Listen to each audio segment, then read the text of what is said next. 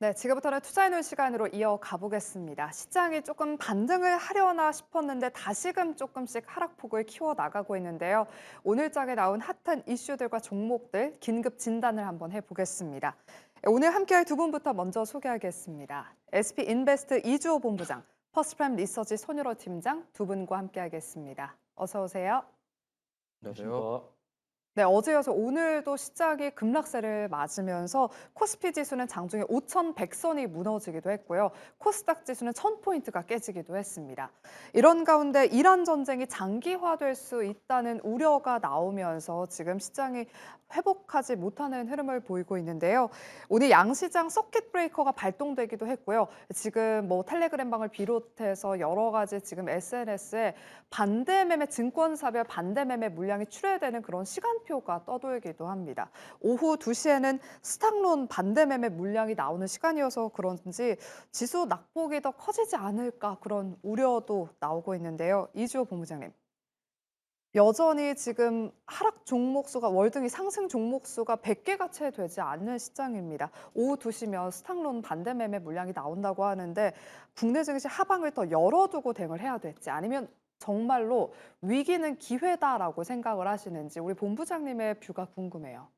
네, 뭐 지금 사실 반대 매매가 시작되면은 추가 하락도 피하기는 좀 어려울 것 같습니다. 왜냐하면 워낙 지금 그동안 신용미수 물량들이 많이 있었기 때문에 일제히 여기서 반대 매매가 나올 경우에는 추가 하락도 열어둬야 된다라고 보고 있습니다. 특히나 지금 뭐 일본이라던가 대만에 비하면 우리나라 증시가 압도적으로 지금 낙폭이 큰 상황이기 때문에 여기서 물론 반발 매수를 노리고 기회로 삼아 보시는 분들도 계시겠지만 굳이 급하게 오늘 뭘 따라가기보다도 사실은 좀 관망하시면서 진정이 될 때까지는 좀 지켜보시고 보수적으로 접근하시는 게 좋을 것 같습니다. 근데 그럼에도 불구하고 나는 도저히 못 사고는 안 되겠다 하신다고 한다면 사실은 시총 상위 종목군들 위주로 좀 접근해 보시는 것도 방법이고 대표적으로 삼성전자랑 SK하이닉스가 있겠고요. 그 중심으로 좀 보시고 현대차도 조금 저는 기회가 아닌가 이렇게 생각합니다.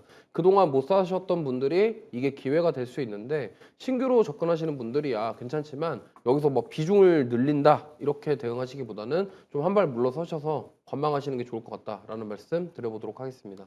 네, 지금 급하게 시장을 좀 잡기보다는 조금 더 관망을 해보자라고 말씀을 해주셨고요. 만약에 신규 접근을 고민하고 계시다면 일단은 시총 상위주 위주로 접근을 해보자라고 말씀해 주셨습니다.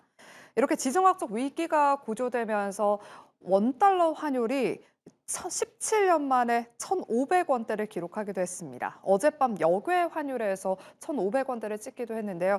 현재는 다행히 한 1,470원대 구간에서 움직이고 있습니다. 손유로 팀장님.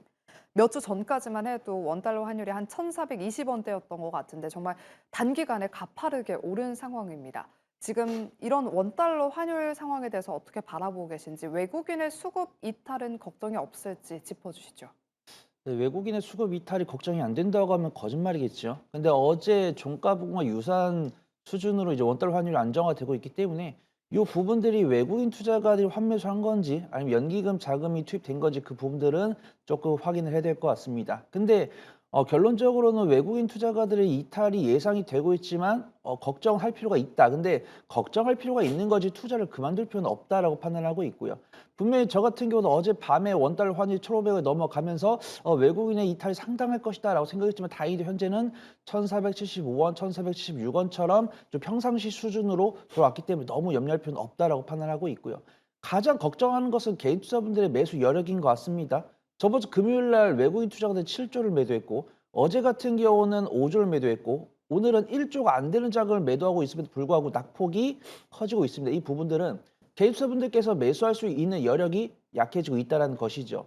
근데 저 역시도 이제 우리 시청자분들께 투자 인사이트를 들 때 단기적인 관점보다 실적이 나오고 있는 그런 가치 투자를 할 수 있는 종목들 위주로 수익 관점으로 말씀드렸기 때문에 해당 종목들 위주로 바라보신 분들은 너무 염려하실 필요 없을 것 같다라고 판단합니다. 그래서 저는 지금 방송을 시청하신 분들께 외국인 투자가들의 이탈은 우려가 되지만 이 이탈이 나의 투자를 하고 말고 결정할 필요는 없다라고 판단하고 있고, 내가 매매했을 때 나는 어떤 실적보다는 수급이나 뉴스 요거에 따라서 매매를 하시던 분들은 조금 후퇴하셔가지고 조금 시장을 안정적으로 바라보는 게 중요하고, 실적 기반이 나오고 있는 그런 뭐 성장주, 반도체, 전력 설비, 뭐 방산 요런 쪽에 투자하셨던 분들은, 내가 만약에 현금이 없다 그러신 분들은 그냥 지켜만 보셔도 되시고, 현금이 있으신 분들은 오히려 추가 매수의 기회로 삼아보는 이번 주간이 될 것 같다 말씀 좀 드리도록 하겠습니다.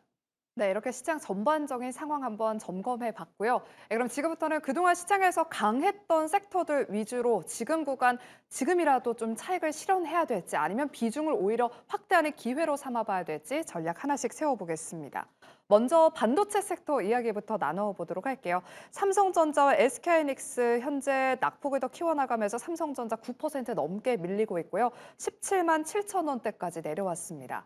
SK하이닉스도 결국 90만 닉스를 지키지 못하고 현재 87만 5천 원대까지 내려왔는데요.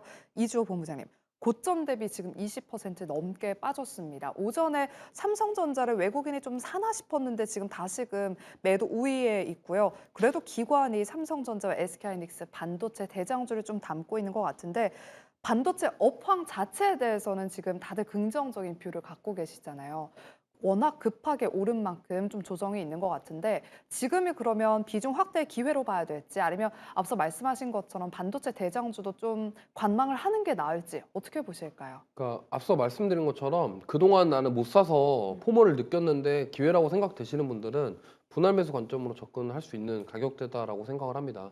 다만 이제 지금 삼성전자와 SK하이닉스의 하락 자체가 뭐 반도체에 대한 산업에 대한 문제 이런 것들이 아니라 미국과 이란의 전면전 때문에 하락한 거기 때문에, 이게 중요한 거는 이제 그게 얼마나 빠르게 해소될 수 있냐예요. 그러니까 빠르게 해소된다고 한다면 빠르게 반등할 것인데, 그게 아니라 좀 길어지고 장기화될 경우에 이제 여기서 반등이 쉽지 않다라는 거죠. 그렇다고 한다면 어쨌든 그동안 갖고 계셨던 분들은 뭐 지금 추가 매수의 기회냐 뭐 이렇게 판단할 수 있겠지만, 여기서 추가 하락도 나올 수가 있고 바로 반등 못하고 지지부진한 모습이 나올 가능성이 높아요. 그렇다고 한다면 어쨌든 지정학적 리스크가 해소되는 그런 그때쯤에는 반등을 할 것인데, 그럼 그때까지는 조금 적극적으로 하시기보다는 좀 한 발 물러서서 관망하시는 게 좋겠고, 앞서 말씀드린 것처럼 나는 그동안 못 샀다 하시는 분들은 지금 분할 매수 관점으로 신규 접근하기에는 지금 이렇게 조정받은 거는 저는 오히려 기회다라고 말씀드리고 싶습니다.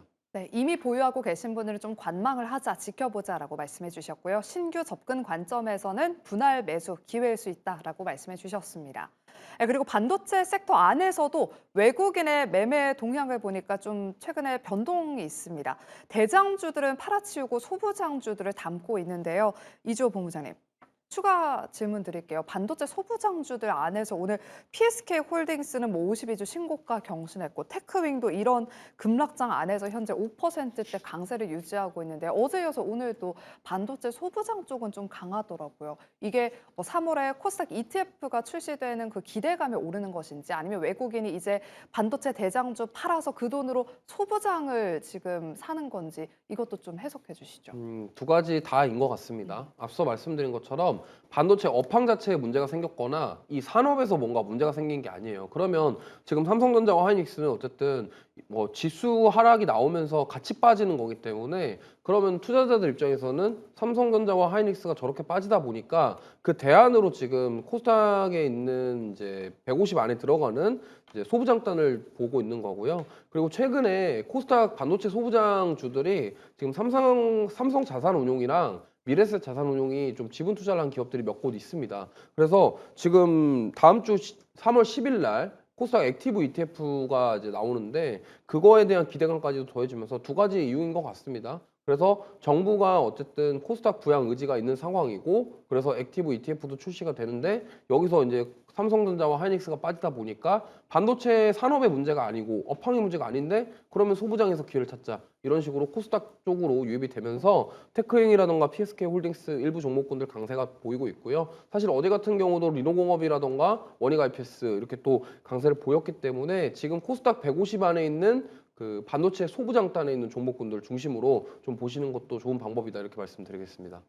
네, 그리고 그동안 반도체 주가와 함께 동행했던 전력 인프라 쪽 이야기도 나눠보겠습니다.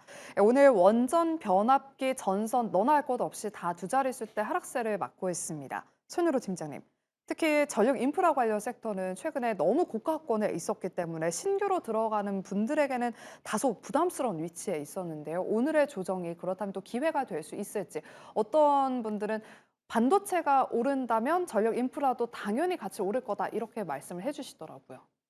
일단 앵커님의 말씀이 저를 칭찬한 겁니다. 앵커님 무슨 말씀하는지 잘 모르겠지만 2026년 초에 우리 본부장님께서는 반도체를 최대 섹터로 봤었고 저는 전력 설비를 긍정적으로 봤거든요. 네. 근데 전력 설비가 고가권을 움직이고 있다는 것은 연초 대비해서 많이 올라왔다는 이야기고 그 얘기는 저랑 본부장님 섹터 잘 뽑았다 이런 얘기죠.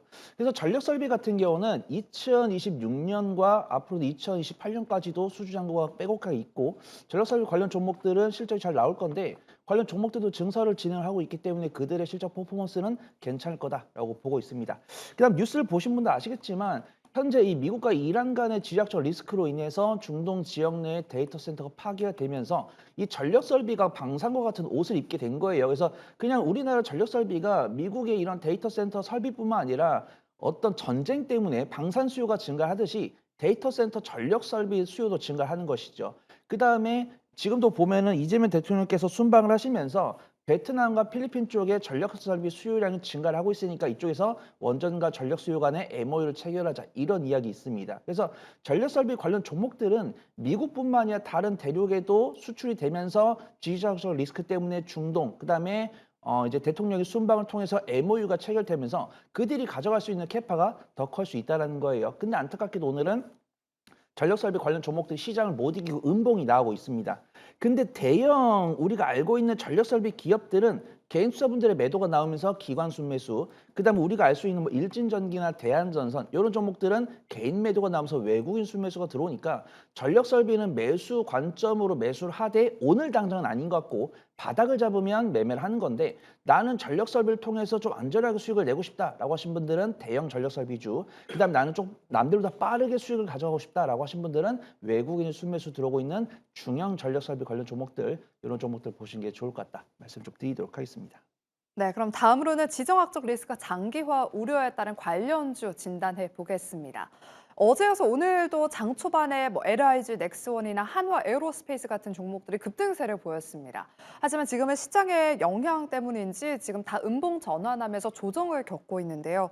이주호 본부장님, 방산주는 그럼 지금 구간에서 어떤 대응 전략이 필요한지, 아직도 미국과 이란의 긴장감이 유지되고 있고 전 세계가 군비 증강하는 그런 기조는 변함이 없다라는 이야기가 많습니다. 방산주 그럼 지금이 조금 기회일지 아니면 어제 시세를 다 냈기 때문에 당분간은 관망을 하는 게 좋을지 전략 세워주시죠. 네, 오늘 장 초반에 LIG 넥스원이 27% 갔다가 보합권으로 내려오는 거 모습을 보고 굉장히 좀 놀랐는데 사실 지금 보면은 어제 트럼프 대통령이 그 호르무즈 해협에서 이제 군함으로 호위를 하겠다 이런 식으로 얘기가 나오면서 어제 미국 증시는 반등이 나왔거든요. 근데 그 부분이 좀 반영이 된 것 같아요. 그래서 지금 우리가 사실은 뭐 전쟁이 장기화될지 빨리 끝날지 우리가 예측할 수 있는 범위가 아닙니다. 그래서 시장은 불확실성 자체를 싫어하기 때문에 일단 어제 시세가 나왔는데 오늘 이제 트럼프 대통령의 발언이랑 이런 여러 가지 영향 받고 지수 빠지다 보니까 빠르게 차익 매물이 나오면서 지금 변동성이 커지지 않았나 이렇게 생각을 하고 있습니다. 그래서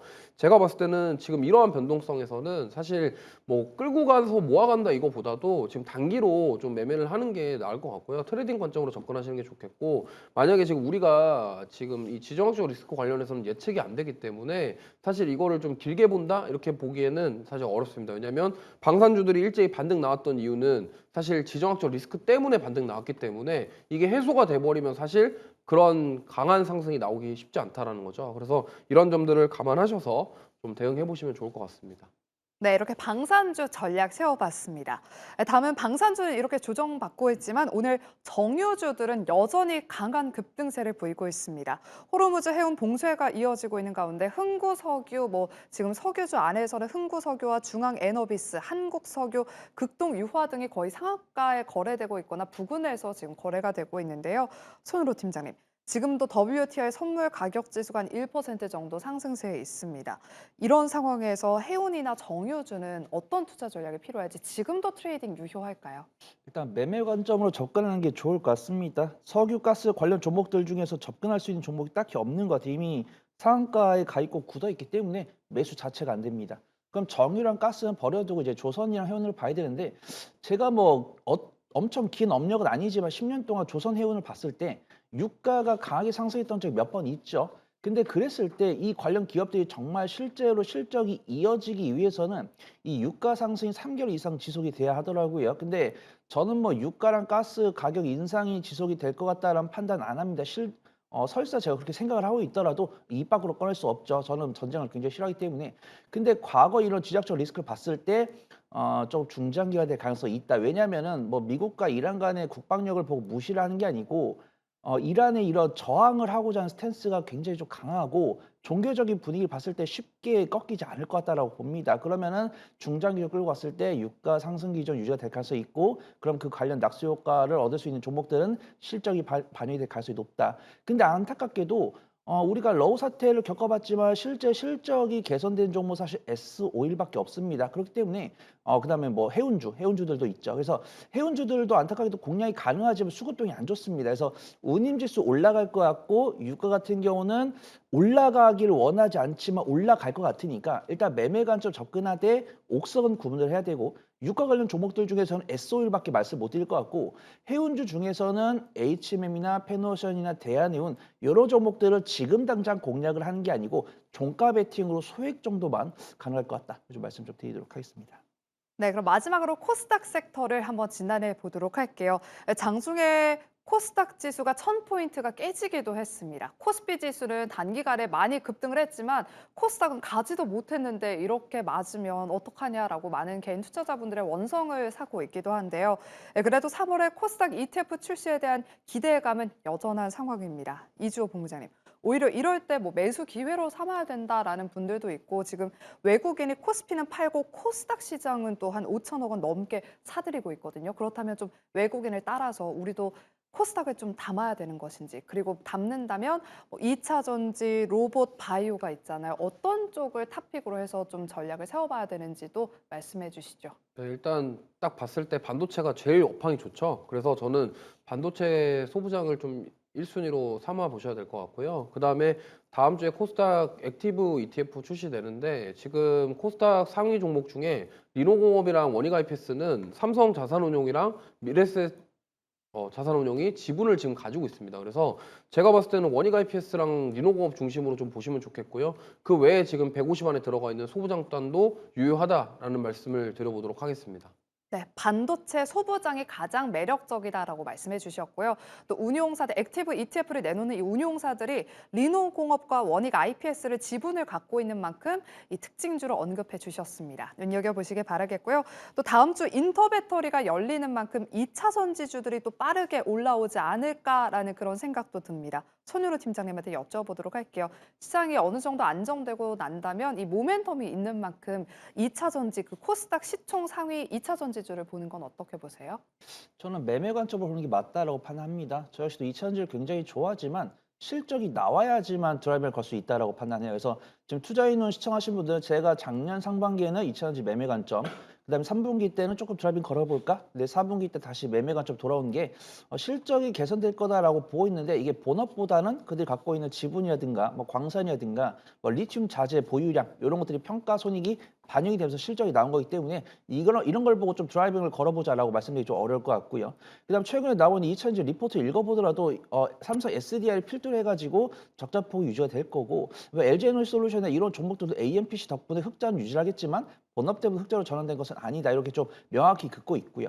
지금 뭐 전고체 배터리나 로봇 덕분에 전고체 배터리에 대한 기대감은 있지만 실제 우리가 로봇이 우리나라 실생활에 보편화됐을 때 이 비용을 주고 과연 로봇을 몇 명이나 구매할까? 이 부분이 중요한데 제가 현재까지 파악한 바에 의해서는 이 기업들이 정말 실적 턴어라운드 보여주기에는 이게 정말 필요한 건 알겠는데 내가 사기에 좀 부담된다. 이런 관점이 있습니다. 하지만 인터배터를 통해서 선진 기술을 내놨을 때는 테슬라라 이런 기업들이 우리나라에 배터리를 써줄 가능성이 있기 때문에 기대감의 매매는 가능하지만 드랍을 걸기에는 좀 확인할 것이 있을 것 같다. 말씀 좀 드리도록 하겠습니다.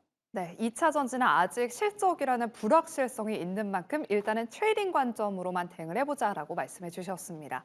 그리고 이제 마지막 순서로 두 분의 탑픽주 공개해 보겠습니다. 급락장 안에서 좀 기회를 노려볼 수 있을 만한 종목은 무엇이 있을지 먼저 이주호 본부장님한테 여쭤보도록 할게요. 어떤 종목 좀 눈여겨보고 계실까요? 네, 저는 리노공업 말씀드리겠습니다. 일단 코스닥 반도체 시총 1위 기업이고요. 사실은 ROE가 가장 높은 기업 중에 하나입니다. 20%가 넘는 정도의 수준이고요. 그만큼 현금 창출 능력이 뛰어나다라는 것이고 테스트 소켓뿐만이 아니라 지금 전공정 테스트인 리노핀에 대한 부분들도 부각을 계속 받고 있습니다. 왜냐하면 미세 공정이 늘어나기 때문이죠. 그래서 이러한 삼성전자의 2나노 공정 수혜뿐만이 아니라 이러한 에이직 시장에서 계속 앞으로도 성장할 가능성이 높기 때문에 저는 다음 주에 있을 코스닥 액티브 ETF랑 포함해서 리노공업 보시면 좋을 것 같고요. 목표가는 12만 원, 손절가는 8만 5천 원 말씀드리도록 하겠습니다. 네, 리노공업과 원익 IPS가 고민되셨다면 리노공업을 오늘의 탑픽주로 꼽아주셨으니까요. 눈여겨보시기 바라겠습니다. 네, 다음은 손일호 팀장님의 탑픽주도 바로 공개해 볼게요. 어떤 기업 좀 눈여겨볼까요? 저 오랜만에 코리아 서킷 다시 보려고 합니다. 확실히 실적이 나오고 있고 최근에 오늘 삼성전자 밸류체인 종목들과 SKX 밸류체인 종목들을 봤을 때 삼성전자 밸류체인이 괜찮은 것 같아요. 그래서 뭐 원익 IPS나 아니면 테크윙 이런 종목들도 괜찮지만 그런 종목들 시세가 많이 나왔기 때문에 그런 종목들을 제외하고 나머지 삼성전자 밸류체인 중에서 실적이 가장 잘 나온 종목은 무엇이 있을까라고 했을 때는 당연히 코리아 서킷을 볼 수밖에 없다라고 판단하고 있고요. 대신 증권에서도 작년 4분기에서 올해 1분기도 AI양 기판 수요 증가로 인해서 실적이 개선이 될 거다 이렇게 평가를 하고 있고 오늘 같은 경우도 기관 순매도는 이어지지만 꾸준하게 외국인 순매수가 들어오기 때문에 쌍바닥을 다시 가능성이 높아 보인다 판단해 보도록 하겠습니다. 매수가는 현재가보다 47,000원까지 분할 매수해 보시면 좋을 것 같고 손절가는 마이너스 6% 구간, 이제 목표가는 플러스 10% 구간 잡아보시면 좋을 것 같습니다.